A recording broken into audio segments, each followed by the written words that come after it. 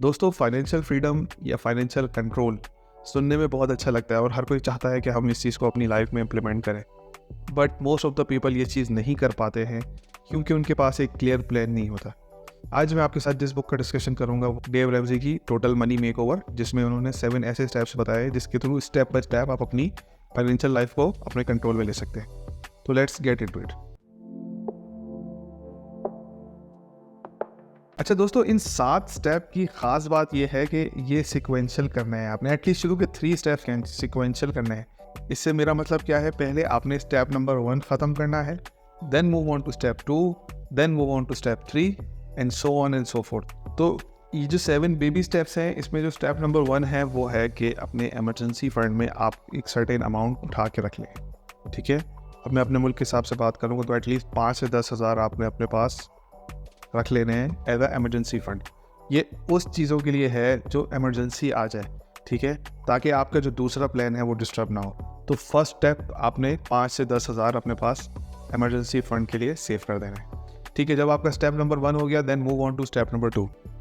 इस स्टेप में आपने क्या करना है, आपने जितने भी आपके डेट्स हैं, उधार हैं, आपने उनको लिखना है एक्सक्लूडिंग योर मॉर्गेज। अगर आपका घर बैंक लोन पे है तो उसको स्किप करना है आपने। ठीक है, what you have to do, जो भी लेन देन है, आपका डेट्स हैं, वो आपने एक एक्सेल शीट बनाई या पेपर पे लिखने हैं। ठीक है, और उसको ऑर्गेनाइज कर लेना है from small to the big one. सबसे कम अमाउंट से सबसे ज़्यादा अमाउंट तक आपने उसको कैटेगराइज वो कर देना है, लिस्ट डाउन कर देना है। ठीक है, and start the snowball method. Snowball आपने देखी ना, कैसे स्मॉल एक उससे बॉल से शुरू होती है और होते होते होते होते वो एक बहुत बड़ी बॉल बन जाती है। तो इसे कहते हैं स्नोबॉल मेथड। आपने छोटे छोटे उधार अदा करते करते करते एक वक्त आएगा कि आप अपने सारे डेट्स जो है वो डेट ऑब्लिगेशंस उनको क्लियर कर देंगे। But you have to start small, okay, और स्टेप बाय स्टेप। अच्छा, अगर आपके कुछ ऐसे लोन्स हैं जो कि इंटरेस्ट वाले हैं या जिस पे आपको इंटरेस्ट आ रहा है, तो try to categorise them above the loans which are non interest, okay, क्योंकि उन पर आपको नुकसान होगा। आप जितना डिले करेंगे उन पर आपको नुकसान होगा। तो इस कैटेगरी को आप इस स्टेप को अपने पहले कंप्लीट करना है। इमरजेंसी फंड आपने रेडी कर लिया, अब आपके पास उधार भी सारे उतर गए आपके। Now move on to step number 3। Now this step will require you to do some homework. पहले आपने देखना है कि आपका मंथली खर्चा कितना है। ठीक है, आपका मंथली खर्चा कितना है, उसको आपने मल्टीप्लाई बाय 3 या 6 करते रहे, जितने कंजर्वेटिव आप है, जितना ज़्यादा आप सेफ साइड खेलना चाहते हो हिसाब से। ठीक है, लेट से हम 3 का मार्जिन लें, 3 का नंबर लेके चलते हैं। आपने 3 मंथ्स का खर्चा निकाला, ठीक है, और आपने उतनी अमाउंट को सेव कर दिया फुली फंडेड इमरजेंसी उसमें, ओके। अच्छा, इमरजेंसी फंड में और इसमें क्या फ़र्क है, इमरजेंसी फंड आपके पास एक लिक्विड फॉर्म में मौजूद होना चाहिए, लाइक कैश फॉर्म में। एट मोमेंट्स नोटिस आपके पास वो चीज़ रेडी मौजूद हो। ठीक है, ये आप ये है कि कमोडिटीज़ ले सकते हैं, प्लान खरीद सकते हैं, इन्वेस्टमेंट प्लान खरीद सकते हैं। फुली फंडेड इमरजेंसी फंड के साथ आप ये कर सकते हैं, लेकिन इमरजेंसी फंड के साथ आप ये नहीं कर सकते हैं, तो इस चीज़ का ख्याल रखिएगा। ठीक है, नाउ आपने इमरजेंसी फंड अपने पास सेव कर लिया है, अपना उधार उतार दिया है। ठीक है, अब आपने फुली फंडेड इमरजेंसी फंड भी प्रिपेयर कर लिया अपना। Now move to the fourth part.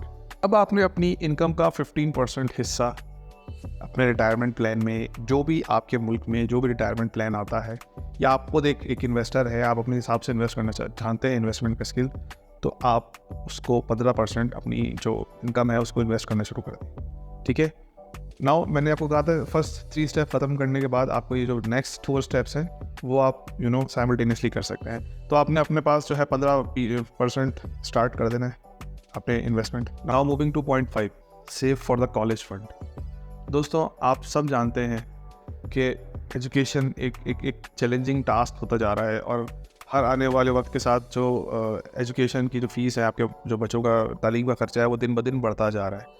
तो it is better to start earlier. आप अपने पास एक सर्टेन अमाउंट, बहुत सारे प्लान्स आते हैं, मिज़ान के प्लान हैं जो आपको एक सर्टेन अमाउंट के बाद एक मैच्योर होने के बाद एक ऐसी अमाउंट आपके पास आती है। तो आपके ऊपर है कि आप किस तरह उस अमाउंट को सेव करें, बट यू स्टार्ट इन्वेस्टिंग और you start saving for your college fund of your child. It's better to start early, start thinking about this early, and start investing or saving for the college fund as early as possible in your life. Now step number 6 is, if अगर आपका घर bank loan पर है या किसी भी loan facility mortgage वगैरह पर है, तो नाउ फुल फोकस आपका 15% रिटायरमेंट पे जा रहा है, आपका कॉलेज फंड्स पे सेविंग हो रही है। उसके अलावा जो बचेगा, then you start focus on paying off your loan earlier. अपने घर के लोन को जितना जल्दी आप पे करेंगे उतना अच्छा है। Now the step number 7 is build wealth and give back. Build wealth, now अब आपने अपने सारे इंपॉर्टेंट काम्स कर लिए हैं और आपकी जो फाइनेंशियल लाइफ है आपके फुली कंट्रोल में है। Now you know start looking for investment avenues, multiple avenues, जहाँ जहाँ है आप उसको ढूंढिए। Let it be commodities, let it be real estate, let it be stock, जो आपकी एक्सपर्टीज़ है, जहाँ पे आपको लगता है कि हाँ यहाँ पे मुझे इन्वेस्ट करना चाहिए। म्यूचुअल फंड एक अच्छा ऑप्शन है, जहाँ आप लगता है कि हमें इन्वेस्ट करना चाहिए, वहाँ आप इन्वेस्ट करके अपनी वेल्थ को बिल्ड करें और साथ साथ फिर चैरिटीज़ भी देना शुरू करें और डोनेशंस भी देने शुरू करें। Do not forget to give back to the society, okay. So this is very important. Keep these 7 steps in mind, and remember, first 3 steps you have to do sequentially, and the later 3 you can do simultaneously. Okay. I hope you like this video. If you do, please share this with your friends, and don't forget to like or subscribe to my channel. Thank you.